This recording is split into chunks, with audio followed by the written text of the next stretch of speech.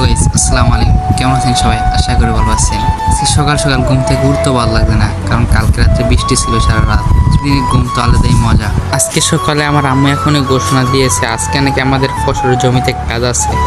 আমি ভাবলাম ও মা, আবারও খাটাখাটি শুরু হয়ে গেছে। তবে কোনো কিছু করার নাই, এই তো আম্মুর হুকুম মানতেই হবে। আমি মুখ দিয়ে ফ্রেশ হয়ে নিতেছি। আজকে আমার কাজে যাওয়ার কোনো ইচ্ছা ছিল না। সারা সপ্তাহে স্কুল খোলা থাকে, আজকে স্কুল বন্ধ। ভাবছি যে আজকে বাড়িতে একটু রেস্ট নেবো, ইয়া করবো। তার হলো কি, চলে গেছি কাজে। একটু ভালো করে ধুয়ে নিতে হবে। সকালবেলা যে ভালো মতো মুখ না দিলে আমাদের মুখে ঘোরে হওয়ার সম্ভাবনা আছে। সকাল সকাল থেকে উঠি দেখি করে চা রুটি রেডি। আমি তো অবাক, ভাবলাম বাহ, ভিআইপি সিস্টেমের। পরে বুঝলাম এটা ওয়ার্ক স্টার প্যাক। সকালে যদি চা না খাই তো কাজের স্পিড কি বাড়ে? তো চা খাওয়ার জন্য আমার আম্মু চা বানায় নিয়ে আসলো।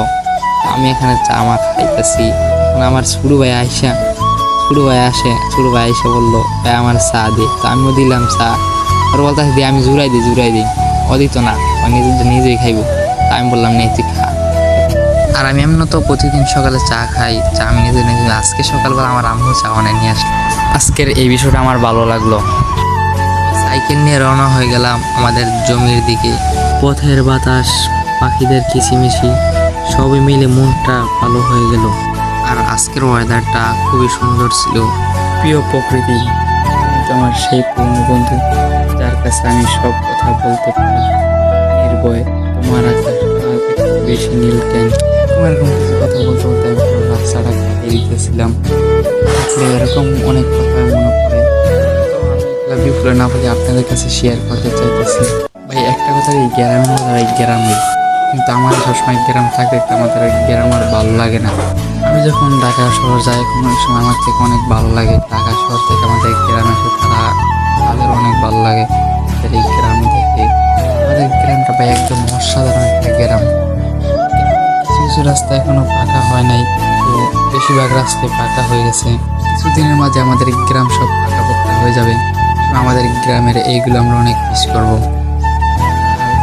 আর আছে কি আমাদের নানিগো মসজিদ, আমি মাঝে মধ্যে এসে নামাজ টামাজ পড়ি।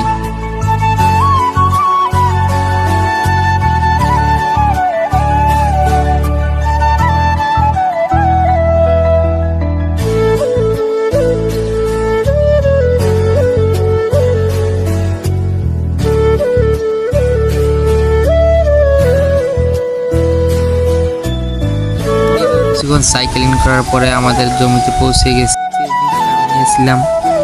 হঠাৎ করে আকাশে কালো হয়ে এলো।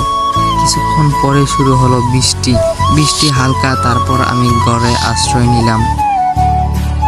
বৃষ্টির শব্দ আর মাটির নব্দ আর চারপাশের সবুজ প্রকৃতি সবই মিলে এক অপূর্ব মুহূর্ত।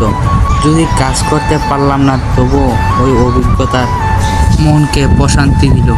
আজকের এই অভিজ্ঞতায় শিখছি প্রকৃতির সঙ্গে সময় কাটানো কতটা শান্তিদায়ক হতে পারে। আপনাদের সাথে শেয়ার করে আমার ভালো লাগছে। যদি ভালো লেগে থাকে তা লাইক, কমেন্ট, শেয়ার, সাবস্ক্রাইব এবং ফলো করতে ভুলবেন না।